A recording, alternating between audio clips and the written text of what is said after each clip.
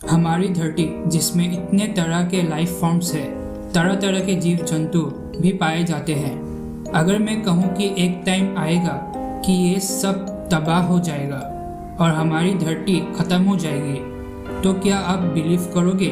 तो आज की इस वीडियो में हम कुछ ऐसे ही थ्योरीज और पॉसिबिलिटीज़ को समझने की कोशिश करेंगे जिससे हमें पता चलेगा कि हमारी धरती कब और किस समय मर जाएगी। So let us get started with today's video title, The End of the Earth।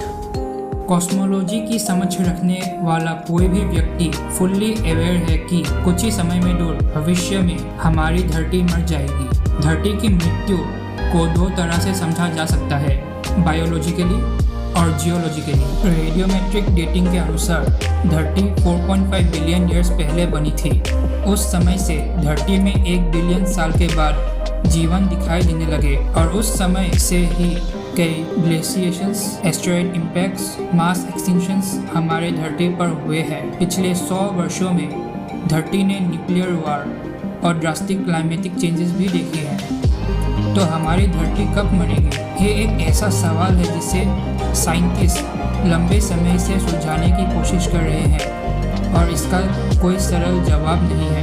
धरती, सोलर सिस्टम, सेलेस्टियल मैकेनिज्म और इसी तरह के अन्य क्षेत्रों में हमारे ज्ञान के आधार पर रिसर्चर्स उन सिनेरियोज का निष्कर्ष निकालने में सक्षम हुए हैं जो ग्रह के विनाश का कारण बन सकते हैं। Number 1, Human influence on the Earth's future।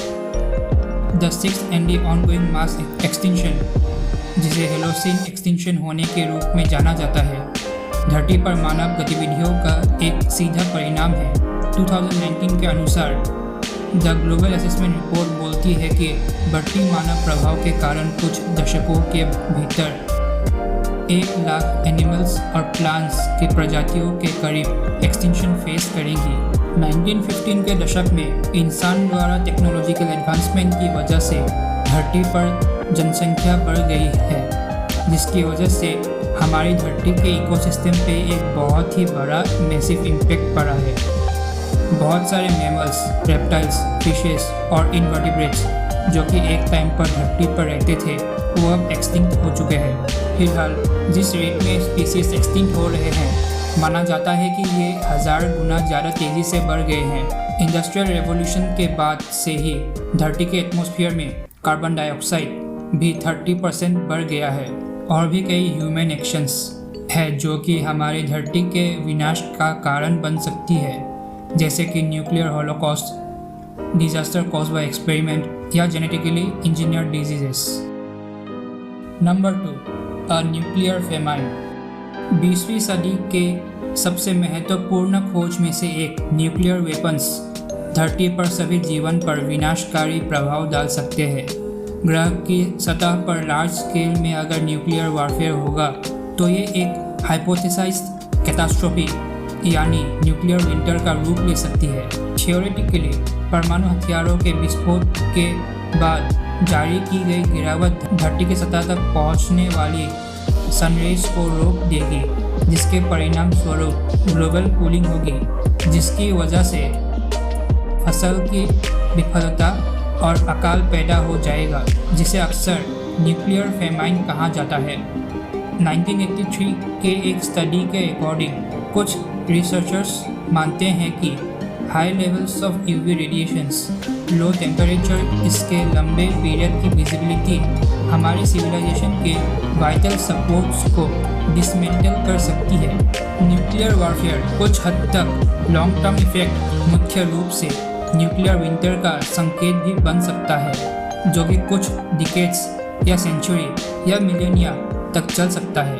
2013 के international physics for the prevention of nuclear war report के अनुसार 2 बिलियन से भी ज़्यादा लोग स्टारवेशन फेस करेंगे अगर इंडिया और पाकिस्तान के बीच एक न्यूक्लियर वार हुआ तो। Number 3, asteroid threat. 66 million years पहले एक बहुत ही बड़ा एस्टेरॉयड धरती पर गिरा था, जिससे धरती से सारे डायनासोर्स का एक्सटिंक्शन हो गया। माना जाता है कि ह्यूमन रेस के दौरान भी ऐसा एक बड़ा एस्टेरॉयड इम्पैक्ट बन सकता है, लेकिन यह कब होगा किसी को नहीं मालूम। एस्टेरॉयड इम्पैक्ट एकदम भी अनकॉमन नहीं है और सोलर सिस्टम में ज़्यादातर विटनेस भी किया गया है और ऐसे कुछ ही मेजर इफ़ेक्ट्स हैं जो कि एक सिग्निफिकेंट इफ़ेक्ट छोड़ गए हैं। अगर हम धरती के इतिहास को देखें तो इवोल्यूशनरी हिस्ट्री ऑफ लाइफ में जो इम्पैक्ट्स हुए हैं वो है फॉर्मेशन ऑफ मून से लेकर ओरिजिन ऑफ वाटर तक। एक एस्टेरॉयड इम्पैक्ट को प्रेडिक्ट करना इतना आसान भी नहीं है। क्या पता अगले 500 मिलियन या बिलियन ईयर में भी ये हो जाए। नंबर 4, गामा रे बर्स्ट और जीआरबी। गामा रे बर्स्ट और जीआरबी एक तरह का एनर्जेटिक इलेक्ट्रोमैग्नेटिक आउटबर्स्ट है जो कि रैंडमली यूनिवर्स में होता है। लाइफ फॉर्म के लिए ये बहुत ही डेंजरस है। फिलहाल अभी तक सारे रिकॉर्डेड जीआरबीज बाहर की गैलेक्सी में हुए हैं। एक थ्योरी के अनुसार ये माना जाता है कि लाइफ फॉर्म्स उसी गैलेक्सी में ज़्यादा पाए जाएंगे जहाँ जीआरबी बहुत ही रेयर है। हमारी धरती के लाइफ फॉर्म्स को गामा रे से कोई भी खतरा नहीं है क्योंकि हमारी धरती मिल्की वे गैलेक्सी के एक बहुत ही सेफ लोकेशन में है। साथ ही हमारा एटमॉस्फेयर आयोनाइजिंग रेडिएशंस जैसे एक्सरे और गामा रे एब्जॉर्ब कर सकती है। फिलहाल वैसे अभी तक मिल्की वे गैलेक्सी में तो कोई भी जीआरबी रिकॉर्ड नहीं किया गया है जो कि अभी तक बहुत ही बड़ा मिस्ट्री बना है। लेकिन रिसर्चर्स ने एक पॉसिबल जीआरबी ढूंढ निकाला है। इसका नाम है वुल्फ राइट स्टार WR104 जो कि 8000 लाइट ईयर्स दूर लोकेटेड है जो कि 5 लाख ईयर्स में एक सुपर नोवा में एक्सप्लोड होगी और जब ये होगा तो एक जीआरबी भी होगा और एक बहुत ही छोटा चांस है कि हमारी धरती उसी पाथ में होगी जब ये पावरफुल एमिशन होगा। अगर ऐसा हुआ तो ये एक मास एक्सटिंक्शन का कारण बन सकती है। Number 5, increased solar radiation and extinction of complex life forms. Sun ही एक ऐसा स्टार है जो कि हमारे सोलर सिस्टम में एक स्ट्रॉन्ग इन्फ्लुएंस रखता है। इसकी एनर्जी यानी सनलाइट हम सभी के सर्वाइवल के लिए नेसेसरी है। लेकिन क्या आपने पहले कभी ये सोचा है कि फ्यूचर में हमारे सन का क्या होगा? समय के साथ साथ सूरज की चमक बढ़ जाएगी जिसके कारण हमारी धरती पर high level solar radiation receive होगी। फिलहाल सन की लुमिनोसिटी है 1% इन 100 मिलियन ईयर्स और 10% इन 1 बिलियन ईयर्स। लेकिन अगले 4.5 बिलियन ईयर्स में ये 30% बढ़ जाएगा। हाई लेवल रेडिएशन के कारण सिलिकेट मिनरल्स का वेदरिंग इंक्रीज हो जाएगा जिसके कारण अगले 600 मिलियन ईयर्स में कार्बन डाइऑक्साइड की कंसंट्रेशन बहुत ही ड्रॉप हो जाएगी जिसकी वजह से C3 carbon fixation photosynthesis sustain नहीं हो पाएगी। इस स्टेज में सारे ट्रीज और फॉरेस्ट का एक ग्रेजुअल डिक्लाइन देखा जाएगा और हार्बिसियस प्लांट्स पहले वो प्लांट्स होंगे जो धरती से डिसअपीयर हो जाएंगे, बाद में डेसिडियस और अंतिम में एवरग्रीन फॉरेस्ट भी। कार्बन डाइऑक्साइड की डिक्रीज की वजह से एक चेन ट्रिगर हो जाएगी जिसकी वजह से मल्टी सेलुलर लाइफ फॉर्म्स का इवेंचुअली एक्सटिंक्शन हो जाएगा। Number 6, evaporation of world's ocean. आज से 1 बिलियन साल बाद सोलर लुमिनोसिटी 10% हाई हो जाएगा जिसकी वजह से ग्लोबल टेम्परेचर 47 डिग्री सेल्सियस तक बढ़ जाएगा। इसकी वजह से ग्रीन हाउस इफेक्ट फेस करेंगे जिसके कारण ओशन इवापोरेशन होगा over the next 100 million years. लेकिन ये प्रोसेस स्लो हो सकता है अगर एक लोअर एटमॉस्फेरिक कंडीशन होगा तो। अगर फ्यूचर में ऐसा हुआ तो ये ग्रीन हाउस इफेक्ट को रिड्यूस कर सकता है जिसके कारण ग्लोबल टेम्परेचर भी कम हो जाएगा। लेकिन अगर सोलर लुमिनोसिटी इंक्रीज होता रहेगा तो एक ऐसा टाइम आएगा जब धरती में टेम्परेचर 149 डिग्री सेल्सियस तक बढ़ जाएगा अगले 2.8 बिलियन ईयर्स में। उस कंडीशन में तो प्लैनेट्स बायोसिग्नेचर्स वेनिश हो जाएंगे। इस पॉइंट के बाद हमारी धरती एक steady increase in temperature experience कर सकती है। अगर लिक्विड वाटर उस टाइम अगर एग्जिस्ट करेगी तो ये मॉइस्ट ग्रीन हाउस इफेक्ट में बदल जाएगा। अगर ऐसा हुआ तो धरती का सरफेस टेम्परेचर 1300 डिग्री सेल्सियस तक बढ़ जाएगा अगले 4 बिलियन ईयर्स में। Number 7, the earth gets swallowed by the expanding sun।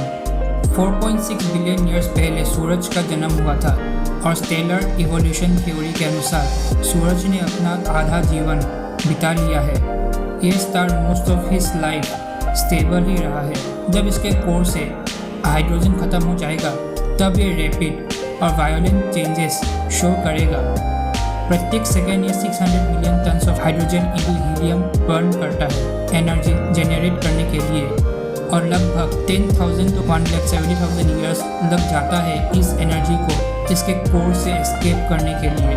आज से 5.4 बिलियन ईयर्स के बाद सन रेड जाइंट फेज में एंटर करेगा, क्योंकि इसके पास ज़्यादा मास नहीं है कि ये सुपरनोवा में एक्सप्लोड हो जाए। फिर 1 बिलियन ईयर्स के बाद ये 200 टाइम्स और एक्सपांड हो जाएगा करेंट साइज के मुकाबले और प्लैनेट्स को निकल जाएगा, जैसे Mercury, Venus and most likely our earth too. Number 8, other possibilities.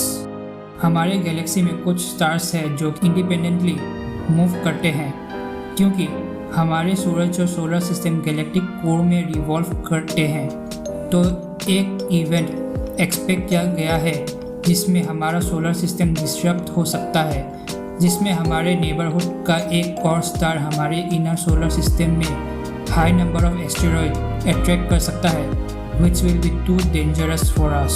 कुछ रिसेंट स्टडी के अकॉर्डिंग हमारे मून धरती से 5 सेंटीमीटर दूर जा रहा है एवरी ईयर, और बाई चांस अगर हमारा प्लेनेट और उसका सैटेलाइट एक्सपांडिंग सन से सर्वाइव कर ले तो वो टाइडली लॉक्ड हो जाएगा एक बड़ा और मोस्ट स्टेबल ऑर्बिट के साथ, और ये प्रक्रिया आज से 50 बिलियन बाद होगी। रेड जाइंट फेज के बाद हमारा सूरज एक वाइट ड्वार्फ में बदल जाएगा, जो कि धरती से 2 लाख टाइम्स ज़्यादा डेंस होगा, और अब सूरज और भी ज़्यादा ग्रेविटेशनल पुल एक्सर्ट करेगा, और इस पॉइंट में बचे हुए प्लैनेट्स जुपिटर और सैटर्न का विनाश पक्का है। अगर फिर भी हमारी धरती मिरेक्युलसली एस्केप कर जाती है तो क्या होगा? और उस केस में अल्टीमेटली हमारी धरती एक ब्लैक ड्वार्फ यानी theoretical end of the life cycle for sun like stars, यानी जो सन ट्रिलियंस ऑफ ईयर्स जीने के बाद मर जाती है और ड्वार्फ बन जाती है, वो हमारी धरती को निकल जाएगी। इसीलिए कहता हूँ, जब तक आप लोग इस सुंदर धरती पर है तब तक हमारे मदर नेचर का केयर करो, वो भी आप लोगों का केयर करेगी। नहीं तो क्या पता आज जो मैंने थ्योरीज से इवेंट्स बताया है वैसे ही सेम इवेंट्स कल या परसों हो जाए। तो दोस्तों, आज की वीडियो में बस इतना ही। वीडियो पसंद आया हो तो लाइक, शेयर और कमेंट कीजिए, और हमारे चैनल लेट्स एक्सप्लोर को सब्सक्राइब करें और बेल आइकन दबाएं to get latest awesome facts and motivations।